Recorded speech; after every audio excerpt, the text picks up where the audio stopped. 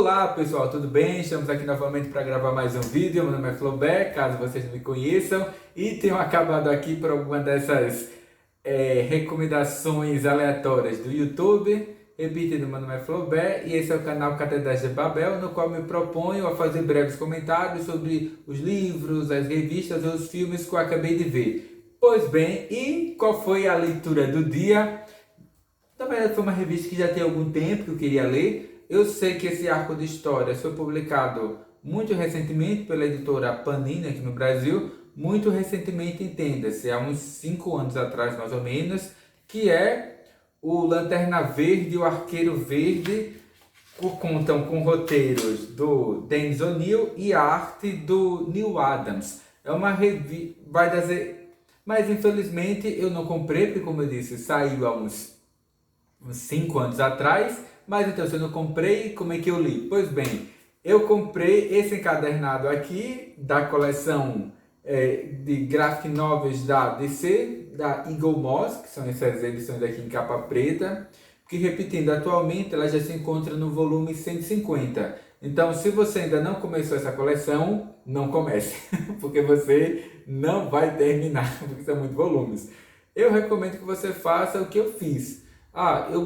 Eu tinha interesse em ler O Quarto Mundo, do Jack Kirby, né? Eu comprei. Eu tinha interesse de ler a saga Silêncio, aí eu comprei. Eu tenho interesse em ler, deixa eu ver, O Monstro do Pântano, né, do Alan Moore, saiu também para essa coleção aqui, aí fui lá e comprei. Sabe, eu tenho interesse, enfim, né? Tinha um ou outro título que me interessava, eu fui lá e comprei, como, sei lá, Lobo Sem Limite, né? Eu comprei, né, do Geoff Andrews. Quer dizer, como eu disse, eu comprei, assim, edições aleatórias daqueles personagens ou arcos de histórias que eu tinha algum interesse. Todos eram para mim ilustres desconhecidos, mas eu queria ler, que eu escutei muitas pessoas comentando sobre eles na internet, então vou ler. E um desses foi o Lanterna Verde e o Arqueiro Verde, repetindo, do Dennis O'Neil, o roteiro, e Neil Adams, a arte. No caso desse encadernado, ele reúne as edições de 76 a 81, então são mais ou menos aqui mais 5 edições.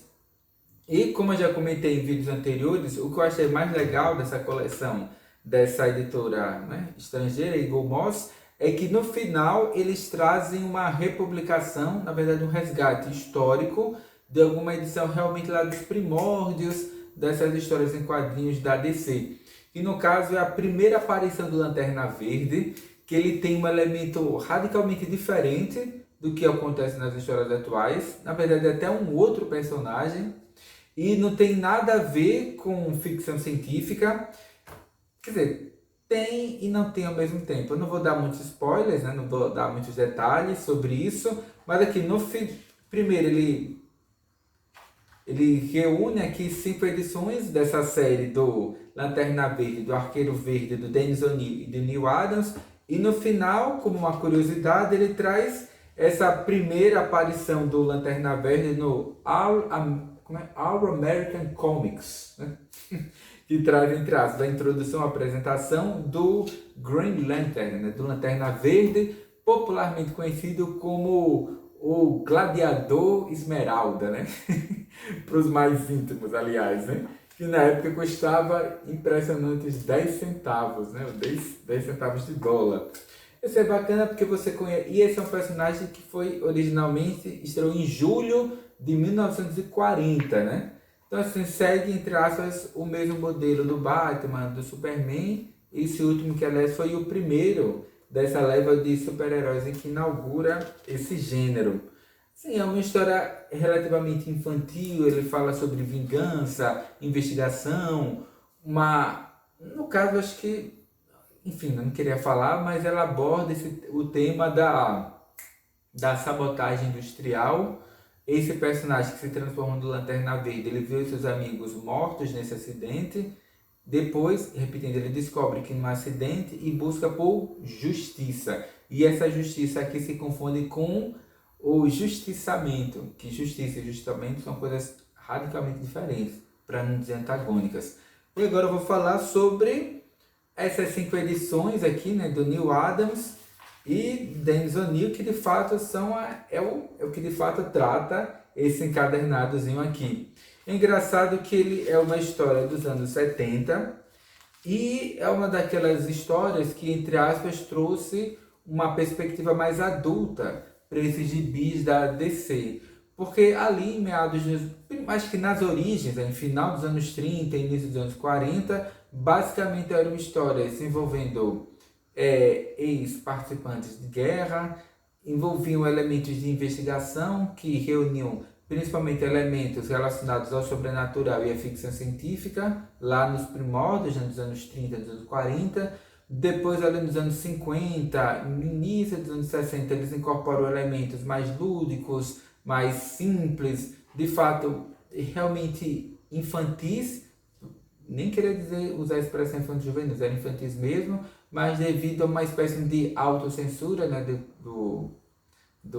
que havia ali entre os produtores das histórias em quadrinhos, devido a esse recrudescimento do conservadorismo na sociedade americana. Então, ali nos anos 50 e 60, as histórias em quadrinhos, eles incorporaram esse elemento que era altamente infantil e simples, devido, repetindo, a um trabalho de autocensura, o que acabou quase que limando ou retirando de circulação essas histórias protagonizadas, entre aspas, por super-heróis. E aqui no início dos anos 70, inicia-se, vou usar a expressão, de uma espécie de revolução silenciosa, no qual, paulatinamente, com o afrouxamento da censura, dessa autocensura sobre os roteiros e a arte dos gibis, essas histórias foram, entre aspas, elevando-se, né, a patamares mais adultos em relação às temáticas que trabalhavam, a arte e os discursos que apresentavam. E esse arco aqui, repetindo, né, do Neal Adams e do Dennis O'Neil, é um marco para esse período de adultez, né, que começou ali em meados dos anos 70 e que vai culminar com histórias como, por exemplo, o arco, né, do Demolidor do Frank Miller, ou pelo menos, sei lá, o Watchmen, o Monstro do Pântano, deixa eu pensar no outro, o Homem Animal do Grant Morrison, o Sandman, ou sei lá, deixa eu pensar numa outra história, o Cavaleiro das Trevas, ou sei lá, enfim, né, outros títulos adultos lá do fim que perpassam todos os anos 80. Mas esse movimento, sei lá, Espada Selvagem de Conan, Conan o Bárbaro e outros magazines, né? Quer dizer, esse movimento de tornar os gibis americanos mais adultos, ou que possibilitava eles trabalharem em temas mais adultos, ele ocorreu gradativamente à medida que a autocensura dos gibis ele foi meio que afrouxando, né, dos produtores de gibis. E esse arco aqui de histórias, né, do Dennis O'Neil e do Neal Adams, de certa forma é um marco para isso. As primeiras histórias aqui são de julho de 1970 e se sucede até o ano seguinte, né, 71, e ele conta, entre aspas, a história desses dois personagens, né, desses dois super-heróis, o Lanterna Verde, né, ou como eu chamei mesmo, é o Gladiador Esmeralda, e o Arqueiro Verde. Eu até não esqueço o nome dos personagens, porque o Lanterna Verde tem vários. Esse que aparece aqui é o... Cadê o nome dele? Eu até anotei para não esquecer. Não vou achar agora. Não, eu sei que o Arqueiro Verde é o Oliver Queen. E o Lanterna Verde é o Hal Jordan. Eu acho que é Hal Jordan mesmo. Enfim, você tem esses dois personagens, esses entre aspas heróis, que são o Hal Jordan, que é o Lanterna Verde, e o Oliver Queen, que é o Arqueiro Verde. Cara, esses nomes dão um nó na língua. Nossa, como é que alguém consegue lembrar desses nomes todos sem colar? É difícil. Enfim, então você tem o Hal Jordan, que é o Lanterna Verde, entre aspas, o Gladiador Esmeralda, e você tem o Oliver Queen, que é o Arqueiro Verde. São dois heróis, eles se encontram e eles têm visões completamente antagônicas sobre o que é a justiça, porque o Lanterna Verde ele é meio que um escoteirão, ele é um militar, ele segue um rígido código de conduta, de moralidade, do que seria justiça. Ele associa a justiça com aquilo que é determinado pela legislação. Se uma ação, apesar de trazer malefícios, ela não é repudiada, não é crime, então, infelizmente, ele não pode fazer nada contra aquilo. Já o Oliver Queen, ele tem, entre aspas, a noção mais frouxa de justiça. Justiça tem alguma coisa a ver, entre aspas, com, ou a percepção de justiça do Oliver Queen tem algo a ver, entre aspas, com o julgamento moral do indivíduo. É você, indivíduo, que ao fazer seus julgamentos e suas análises aí particulares, que vai chegar à conclusão sobre o que é justo e o que não é justo, independente do que a lei diga. Mesmo que você tenha que assumir uma postura, entre aspas, de marginalidade ou de contrassenso em relação à lei, mas se os seus princípios, se o seu próprio julgamento moral definir que aquela ação é justa e deve ser realizada, você vai realizar. É meio que assim que o Oliver Queen, que é o Arqueiro Verde, pensa. Já o Lanterna Verde não. Para ele, justiça é aquilo que a lei determina. Se uma ação não é criminalizada pela justiça, então ela pode ser realizada e ele não pode interferir. Não só devido ao seu passado, seu histórico de militar, mas também pelos guardiões desses códigos lá ligados à tropa dos Lanternas Verdes, no planeta de Oa, etc. E a história se inicia quando o Hal Jordan, né, que é esse Lanterna Verde, esse como é o nome que eu usei? O Gladiador Esmeralda, ele vai visitar o seu amigo Oliver Queen, que é o Arqueiro Verde, e ele se depara com uma cena inusitada, um jovem, um adolescente, agredindo um homem de idade. Então ele vai lá e intercede sobre aquele conflito, protegendo esse senhor, né, até tentando prender o jovem, o adolescente. Então ele é rechaçado pelaquela comunidade, ele não entende por quê. Não, estou aqui protegendo o senhor que está sendo molestado por um adolescente, né, por um infrator.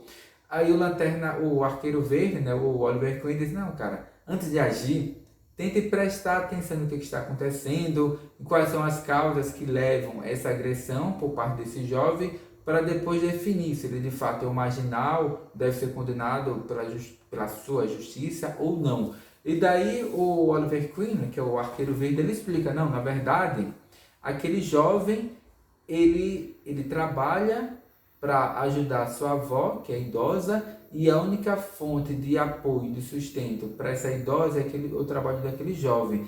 E aquele senhor que ele estava, entre aspas, assediando, era o dono desse cortiço, né, desses apartamentos, e ele queria, ou ele tentava, na verdade, como é que se diz? Expulsar aqueles moradores daquela região para vender aqueles apartamentos, aqueles prédios nos quais eles viviam. E toda essa população humilde que vive aqui se transformará em moradores de rua. Então, assim, antes de agir, né, de Hal Jordan na Lanterna Verde, tente primeiro analisar o contexto para depois você fazer seus julgamentos morais e a sua ação. Eles têm ali um certo desentendimento, porque de certa forma, tanto essa dupla aqui, né, Oliver Queen, né, que é o Arqueiro Verde, e o Hal Jordan, que é o, entre aspas, né, o Lanterna Verde, eles representam visões antagônicas sobre a democracia e a justiça na América, né? Poderia ser sintetizado por esses partidos políticos dele que são mais relevantes, né, que são os republicanos e os democratas. E ambos reunidos, junto com mais um terceiro personagem, eles resolvem, entre aspas, ter uma viagem pela América Profunda para conhecer de fato o que é a sociedade americana e quais são os dilemas enfrentados pelos americanos ali em meados dos anos 70. O nome aqui desse arco de história faz referência a um livro, né, do Jack Kerouac, que é o On the Road, né, na estrada, é o título, né, digamos assim, desse arco de história. E essa dupla, né, Hal Jordan, que é o Lanterna Verde, e o Oliver Queen, ou entre aspas, Arqueiro Verde, eles partem nessa viagem pela América Profunda para descobrir de fato quais são os problemas que afligem o povo americano e o que eles podem e devem fazer, né, como cidadãos preocupados com a justiça. No meio do caminho, eles encontram, entre aspas, a fé, né, um interesse amoroso do Oliver Queen, que é a Canário Negro. Não me perguntem no momento qual é o nome o nome civil, digamos assim, da Canário Negro, porque eu não vou me lembrar. Mas tem uma parte aqui que eu queria muito ler, Deixa eu ver sim, que ele diz o seguinte, porque na verdade o Lanterna Verde, ele tem esse anel do Lanterna Verde e ele, entre aspas, como pode dizer que ele policia, ele monitora e combate as ações criminosas que aparecem, que são realizadas nesse quadrante aqui da galáxia, né? E ele deve prestação de contas a esses idealizadores dessa tropa dos Lanternas Verdes que ficam situados no planeta distante chamado Oa. Enfim, né? São uns homenzinhos azuis pequenos, cabeçudos, parecem esses alienígenas que as pessoas tanto falam. E ele, o Lanterna Verde, né, esse aqui no caso, né, o Hal Jordan, ele tem essa obrigação de sempre agir de uma forma justa, correta e de acordo com a legislação, com as leis locais. E em companhia aqui do Oliver Queen, né, que é o Arqueiro Verde, eles passam, entre aspas, a relativizar essas noções de justiça e por isso que ele é chamado a atenção. Aí tem um trecho que aparece isso. Surge, entre aspas, uma holografia para o Hal Jordan, para o Oliver Queen, um desses representantes, né, das lideranças que idealizaram a tropa dos Lanternas Verdes, né, que ele diz o seguinte: Lanterna Verde da Terra, ouça minha fúria, você se insubordinou e desobedeceu nossas ordens. Nós os instruímos para ficar em Titã até decretarmos que a missão estava cumprida. Aí o Hal Jordan diz, né, me desculpe. Aí o Oliver Queen, que é o Arqueiro Verde, ele diz o seguinte: isso aí, seu borra-botas, se desculpa, rasteja na frente dessa múmia paralítica. Você se considera herói, meu chapa? Pois não serve nem para homem. Não passa de uma marionete nas mãos dos guardiões do universo. Esqueça a galáxia, cara, e pense no nosso país. Essa terra é boa, fértil, mas está doente. Tem criança morrendo, gente honesta tremendo de medo, molecada desiludida fazendo quebra-quebra nas universidades. Um negro muito bom morreu nas ruas de Memphis, que aqui é uma referência ao Martin Luther King, né? E um homem branco muito bom morreu em Dallas, que é o JFK, né? O Kennedy, no caso, né? Aqui tem coisa errada. Um troço matando todo mundo. Um câncer moral apodrecendo nossas almas, né? Ele exclama.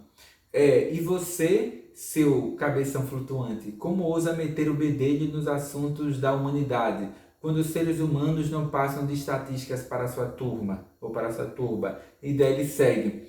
E o mais impactante para mim na leitura aqui do Na Estrada, né? Que é essa minissérie envolvendo esse relacionamento entre esses dois amigos, né? Que são o Lanterna Verde, que é o Hal Jordan, e o Arqueiro Verde, Oliver Queen, é a forma como eles pensam a justiça. Porque geralmente nessas historinhas aqui de super-heróis, há sempre ameaças cósmicas, vilões com planos mirabolantes, mutantes, extraterrestres, demônios, seres de outros planos existenciais. Mas aqui no arco Na Estrada, né, do Lanterna Verde e Arqueiro Verde, que contam com roteiro e arte de Dennis O'Neil e Neil Adams, as ameaças são outras. O machismo, o racismo, o preconceito contra os indígenas, o fanatismo religioso, a especulação imobiliária, a falta de emprego, a devastação do meio ambiente, enfim, o uso de drogas, ou a ameaça das drogas, quer dizer, as máfias, né, o tráfico. As ameaças são demasiado humanas e são muito pé no chão, se comparado com as ameaças que tradicionalmente esses, entre aspas, super-heróis, esses personagens de histórias em quadrinhos americanos enfrentavam. Então, é muito interessante ver essa passagem, principalmente quando você compara, ou você se avorar aqui a ler esse volume, quando você compara essa historinha que vem encadernada no final da introdução, né, da origem do Lanterna Verde, quando você compara essa historinha da origem do Lanterna Verde com essa história aqui do Dennis O'Neil e do Neil Adams do início dos anos 70, né, julho e meses subsequentes, né, do Lanterna Verde e do Arqueiro Verde. Então você nota ali uma nítida transformação radical que ocorria nos roteiros, na arte, nas temáticas que eram trabalhadas aqui pelas histórias em quadrinhos e que de certa forma transformaram esse material em algo de fato voltado para um público que não era mais simplesmente infantil nem infanto-juvenil, e sim para nem vou dizer para todas as idades, ele realmente alcançou aqui um patamar de adultez, né, na produção do roteiro e nas temáticas que são trabalhadas. E enfatizo aqui o tema, entre aspas, da marginalização, das consequências da pobreza, da desigualdade de renda, do assédio às mulheres, da violência doméstica, são alguns dos temas, até do uso de drogas, né? De drogas injetáveis, como a heroína, é trabalhado não aqui nesse arco, mas nas histórias subsequentes. Enfim, por enquanto é só, eu deixo aqui minha recomendação de leitura, que realmente vale a pena. E repetindo, eu não recomendo que vocês comprem toda essa coleção aqui da Eagle Moss, mas façam como eu faço, né? Vai lá, compra aquelas ediçõezinhas que você tem maior interesse, mas com seus personagens principais, e segue a leitura, porque realmente não dá para ler tudo. E para encerrar, acho que gostaria de ler um trecho que ele diz o seguinte: após viver tempo suficiente com perigo, você desenvolve um sexto sentido, ou talvez 5 sentidos, muito a ponto de ficar alerta até mesmo em uma noite tranquila, e qualquer barulho chamar sua atenção e tirá-lo do estado relaxado. Seus músculos se retesam, o sangue pulsa nas veias e suas mãos se movem automaticamente, preparando-se para uma possível luta. Esses 3 homens, 2 humanos e um imortal de uma galáxia muito distante, decidiram conhecer melhor os Estados Unidos e descobrir por que a Terra dos Livres se tornou a Terra dos Amedrontados. Acompanhe-os agora enquanto buscam pistas e encontram um grande líder que morreu há 100 anos, ou talvez não. Deve seguir, que é uma historinha aqui que ele vai trabalhar um pouco sobre a questão indígena, né, dos Estados Unidos, e o tanto quanto que ela é conflitiva, né, conflituosa. Então, por enquanto é só. Acho que eu vou encerrar aqui o vídeo para não dar muitos detalhes aqui sobre a obra, mas tem os momentos aqui que são tensos, eu falando sobre assédio à mulher, sobre intolerância, sobre, enfim, né, fanatismo religioso, né, lembrando o caso lá do Mason, né? Enfim, por enquanto é só. Até a próxima leitura, até o próximo vídeo. Se vocês gostaram da dica de leitura, curtam o vídeo, compartilhem também o vídeo, se inscrevam no canal. E repetindo, sempre que eu ler alguma coisa nova, eu volto por aqui, né? Enfim, né? Até breve.